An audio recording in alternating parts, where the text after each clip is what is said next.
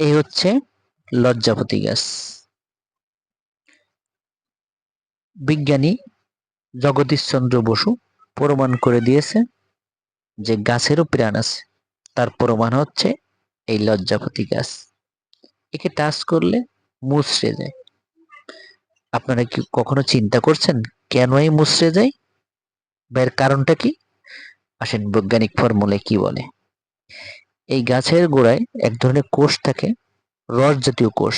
আপনি যখন টাচ করবেন তখন ওই রস জাতীয় কোষটা নিচের দিক চলে যায়, যার কারণে পাতা ও ডালটা বুজে যায়। একটু পরে আবার যখন রসটা উপরের দিকে চলে আসে, কোষটা উপরের দিকে চলে আসে, তখন অটোমেটিক ঠিক হয়ে যায়। যে পাতাটা টাচ করবেন আসলে সেই পাতাটা বুঝে যায় না, পুরো ডালটা পাতার অঙ্গ সহ ওটা এলিয়ে যায়। এর কারণ হচ্ছে পুরো কোষটাই নিচের দিক নেমে যায়। এই গাছে সুন্দর সুন্দর ফুল হয় দেখেছেন, এই ফুলগুলো দিয়েই এর বীজ তৈরি করে এবং বীজ থেকে চারা হয়ে নতুন করে গাছ উৎপাদন করে। এই হচ্ছে লজ্জাপতি গাছের বিবরণ।